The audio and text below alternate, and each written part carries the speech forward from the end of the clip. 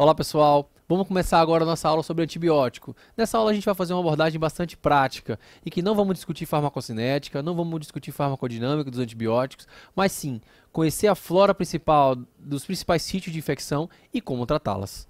Bom, primeira coisa então é conhecer a flora. As bactérias são comumente divididas em bactérias gram-negativas e gram-positivas. A principal diferença aqui é na espessura da parede bacteriana e na maneira com que elas são coradas a partir do gram.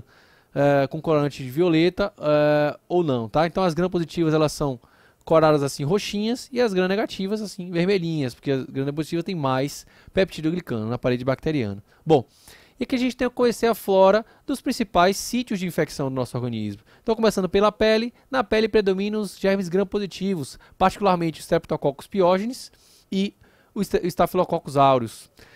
Infecções intraabdominais é uma flora mista, predominando aqui os gram-negativos e os anaeróbios. Então, as bactérias da família da Enterobacteriaceae, como Proteus, Escherichia coli, Klebsiella, além dos lactobacilos, Enterococo, que é um gram-positivo, e Bacteroides fragilis, aí um anaeróbio. Bom, na via urinária dominam também os germes da flora abdominal, particularmente Escherichia coli, Proteus e Klebsiella. Já na sítio pulmonar, é uma flora também predominante de germes gram-positivos e gram-negativos. Então, quem é o grande vilão mais comum aqui do pulmão é o pneumococo, o Streptococcus pneumoniae, além do micoplasma, clamídia, hemófilos e aí correndo por fora, Staphylo aureus e a legionela.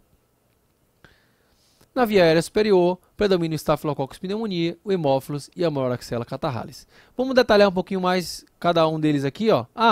Tem o ceanovo central. O ceanovo central que domina também gram-positivos e gram-negativos, o meningococo, que é a Neisseria meningitis, o hemófilos influenza e o pneumococo. Bom, vamos lá. Infecções de pele, então, como eu disse, predominam os gram-positivos, erisipela e celulite. A erisipela é uma infecção menos grave, mais superficial e que geralmente é causada pelo estreptococo, tá? Já a celulite é uma infecção um pouco mais profunda, mais grave, que embora o agente mais comum seja o estreptococo, o estafilococo já surge aí como um agente mais provável.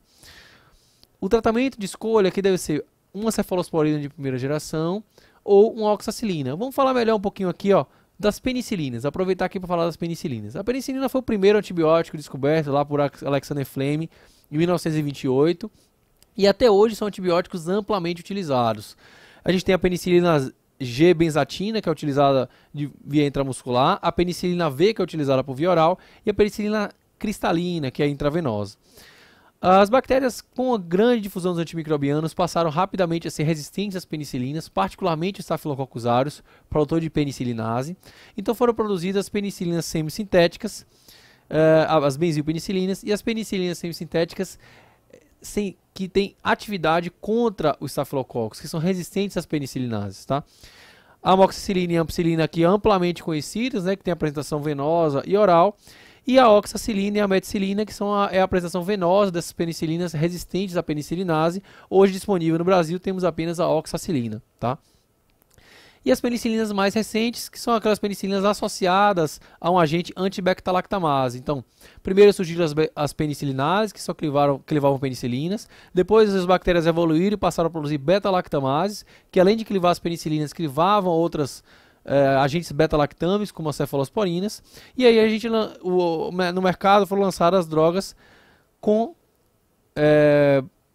penicilina com inibidor de beta-lactamase, como a ampicilina subactam, amoxicilina clavulanato, piperacilina tazobactam, cujo conceito é que são dois beta-lactâmicos, um com mais afinidade pelas beta-lactamases, como o tazobactam, e um outro com menos afinidade, permitindo assim esgotar o pool de beta-lactamases e que outra agente tenha aí ação. Bom, as cefalosporinas também são agentes beta-lactâmicos, tá?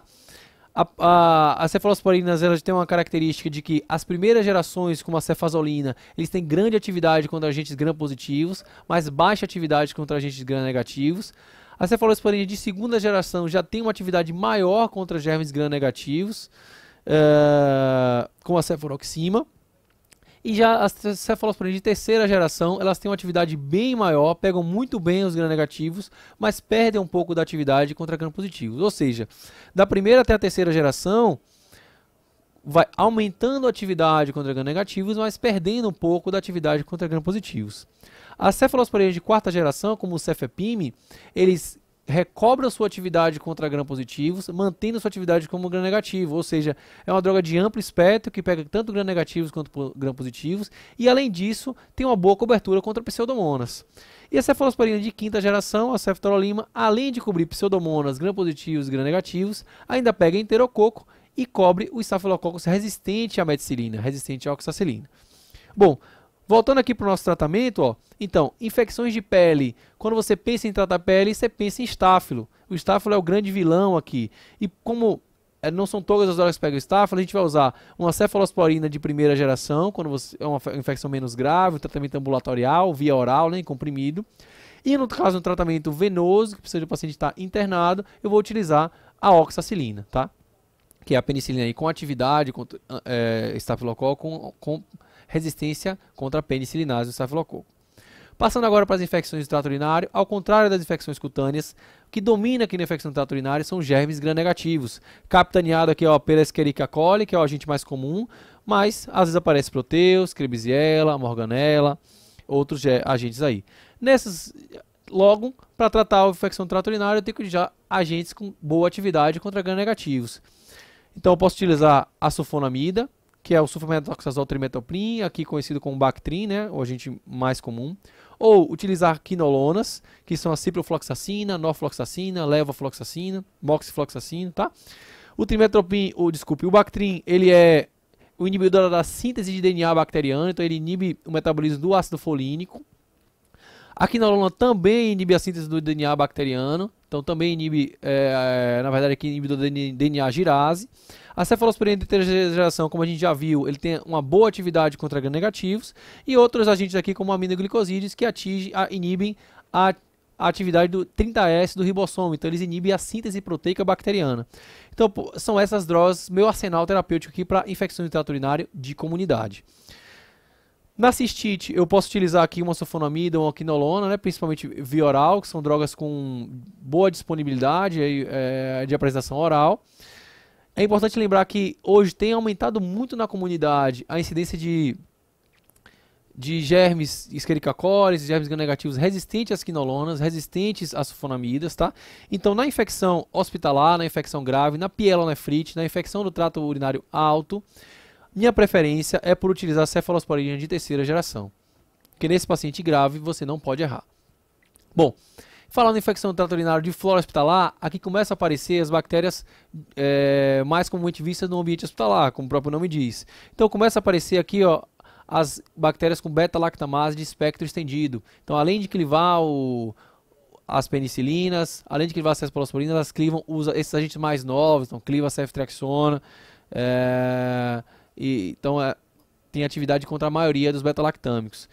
Aparece aqui também as pseudomonas, que são agentes gram-negativos, que poucos antibióticos têm atividade. Os fungos, particularmente a cândida, e o enterococo, que é um gram-positivo, mas começa a aparecer aqui na urina. Bom, para tratar a infecção nosocomial, então eu tenho que utilizar drogas com espectro maior. Aqui eu queria chamar a atenção para os carbapenêmicos, que também são beta-lactâmicos, tá? Também tem anel beta-lactâmico, mas esse anel beta-lactâmico ele é resistente à ação das beta-lactamases. Então é uma boa opção aqui para as ISBL. Eu posso utilizar também as penicilina contra a beta-lactamase, como piperacillina tazobactam. Cerca de 50% das bactérias, elas são ISBL, elas são resistentes à ação das penicilinas com anti-beta-lactamase. Então não deve ser drogas utilizadas de maneira empírica, mas eu posso utilizar se eu tenho uma cultura sensível. A cefalosporina de quarta geração, como o cefepime, principalmente se eu estou pensando em cobrir pseudomonas, ou para cobrir fungo, um derivado imidazólico, como um derivado azólico, como fluconazol, ou uma equinocandina, que como uma caspa fungina. Bom, infecções intraabdominais, como eu disse, predomina a flora mista, tanto bactérias, família da enterobactéria, como germes anaeróbios, como o enterococo, que é um gram-positivo. O enterococo eu tenho que pensar em pacientes que, primeiro, eu tenho um gram da coleção mostrando um gram-positivo, tá? Ou no paciente que vai mal, uma má resposta ao tratamento clínico, ou ainda com uma coleção intraabdominal, ou ainda aquele paciente com peritonite refratária, então já operou e continua dando sinais de infecção, ou pacientes com prótese valvar ou doença valvar. Nesses pacientes, a incidência de enterococo aumenta muito e eu deveria, além de cobrir os gram-negativos e os anaeróbios, cobrir o enterococo. Então, tratamento, ó. eu posso utilizar uma cefalosporina de terceira geração, que a gente já viu que tem excelente atividade contra gram-negativos, associado ao metronidazol, que é uma droga que cobre também os anaeróbios. Então, boa cobertura contra gram-negativos e anaeróbios. Eu posso utilizar, além da cefalosporina de terceira geração, uma quinolona, associada ao metronidazol, ou uma penicilina contra a beta-lactamase, que tem excelente atividade contra gram-negativos, pega ainda anaeróbio, e além disso ainda cobre o enterococo, mas no paciente que tem alto risco para enterococo, eu vou associar a ampicilina ao esquema com ciprometronidazol ou ao esquema com ceftriaxona e metronidazol, se esse paciente aí tem aquele fator de risco para enterococo. Pneumonia. A pneumonia ela é dividida como a pneumonia de comunidade, pneumonia nosocomial, tá? Então, a infecção de comunidade é aquela que acontece quando o paciente vem de comunidade ou que está internado há menos de 48 horas no hospital. Entendendo que a flora desse paciente ela ainda é a flora da comunidade. A etiologia domina aqui o Streptococcus pneumoniae, 70%, até 70% das vezes. Depois vem os germes chamados atípicos, que são germes que não têm parede, são germes intracelulares, né, que não têm parede bacteriana, que é o Mycoplasma pneumoniae, a Chlamydófila pneumoniae e a Legionella pneumófila. O Haemophilus influenza aqui no terceiro ponto, 6 a 18%. E depois as Enterobacteriaceae e os Staphylococcus aureus. Além da Pseudomonas, de 1 até 4%, tá? Bom, e aqui você tem que avaliar então o risco individual do seu paciente. Por exemplo, se o seu paciente tem alto risco para Pseudomonas, quem é que seu paciente com alto risco para Pseudomonas? Cara com bronquiectasia, fibrose cística, DPOC grave, ou que toma tratamento crônico com corticoide, ou usou antibiótico recente, ou ainda paciente desnutrido grave. O paciente tem fator de risco para Gram negativo, ou seja, mora em asilo, tem doença cardiopulmonar como DPOC e CC, usou antibiótico recente. Tem fator de risco para anaeróbio, ou etilista, que convulsionou, tem episódio de aspiração, fecaloide principalmente, tem doença esofágica, má higiene oral. É importante mostrar aqui ó, que o paciente jovem sadio predomina o pneumococo e os atípicos, tá vendo? Já no paciente idoso com comorbidades, predomina os gram-negativos e pseudomonas. Então, quanto mais idoso, mais comorbidades, os atípicos vão perdendo força e vão ganhando força os gram-negativos e pseudomonas. Quanto mais jovem, menos comorbidades, mais ganham força os atípicos. E o pneumococo aqui sempre liderando como a principal causa. Então, como é que a gente vai fazer o tratamento desse paciente? O paciente sem comorbidade, eu vou cobrir principalmente o pneumococo e os germes atípicos. Então, eu vou utilizar um macrolídeo, como a claritromicina ou a azitromicina. No paciente com comorbidade, eu vou me preocupar, além do pneumococo, além do macrolídeo, mas com germes gram-negativos. E eu vou utilizar uma droga com cobertura para, além do pneumococo e do atípico, gram-negativo, como a levofloxacina, a moxifloxacina, uma quinolona. Paciente com internação hospitalar, em geral esse paciente usa terapia combinada, então a cefalosporina de terceira geração, como a ceftriaxona, associada ao macrolídeo. Aqui eu vou pegar o pneumococo, pego o gram-negativo e pego também os atípicos. Ou uma quinolona respiratória com o seu macrolídeo, que vai fornecer também uma boa cobertura. No paciente com risco de pseudomonas, eu tenho que utilizar uma droga com boa cobertura para pseudomonas. Então, por exemplo, um agente antifissionoma associado ou não a ciprofloxacina, porque os guidelines recomendam que a terapia aqui seja combinada, embora as evidências ainda sejam ruins. Mas eu vou utilizar a cefepime ou ceftazidima, que é a cefalosporina, com atividade com pseudomonas, piperacilina tazobactam, meropenem e imipenem. Bom, abscesso pulmonar, então aqui essencialmente eu tenho que cobrir anaeróbio. Vou utilizar, além da cefalosporina, a clindamicina, que é um agente com atividade contra anaeróbios. Na pneumonia hospitalar, associada à ventilação mecânica, começa a aparecer aqui bactérias multiresistentes, como Pseudomonas aeruginosa multiresistente, Staphylococcus aureus MRSA, Enterobacterias ISBL, AKPC, que é a Klebsiella produtora de carbapenemase, e outras drogas produtoras de carbapenemase ou resistentes aos carbapenêmicos. Nesses pacientes eu vou utilizar drogas de flora hospitalar, como o cefepime e ceftazidima, que tem boa cobertura para pseudomonas, o carbapenêmico, que a gente já comentou aqui, a piperacilina tazobactam, e para cobrir o estáfilo resistente à penicilina, resistente à meticilina e à oxacilina, eu posso utilizar aqui ó, a vancomicina ou a tecoplanina, que é um glicopeptídeo que age na parede bacteriana, ou a linezolida, que é a oxazolidinona, que tem boa atividade também contra gram-positivos e pega esse estáfilo MRSA. Muito bem. Para finalizar aqui, ó, infecção do sistema nervoso central, quem é que domina? Meningococo, Neisseria meningitis, hemófilos e pneumococo, Streptococcus pneumoniae. Em pacientes imunossuprimidos e idosos, começa a aparecer aqui a listéria, que é também um gram positivo. Então, nesses pacientes, como é que eu vou tratar? Terapia de escolha, ceftriaxona, mas eu tenho que usar em dose dobrada para ter boa penetração no sistema nervoso central. E em pacientes imunossuprimidos ou idosos, eu vou associar a ampicilina para pegar aqui a listéria. Vamos fazer um resumão aqui para a gente ver tudo que a gente aprendeu, ó. Então, infecção de pele, celulite, erisipela. Se o paciente está internado, eu vou utilizar uma droga venosa, a terapia de escolha é oxacilina. Se o paciente é ambulatorial, eu vou utilizar uma cefalosporina de primeira geração, como a cefalexina. ITU, cistite, pielonefrite. Tratamento ambulatorial, cistite, vou utilizar, por exemplo, ciprofloxacina, droga oral. Tratamento hospitalar, preferir a ceftrexona, terapia venosa.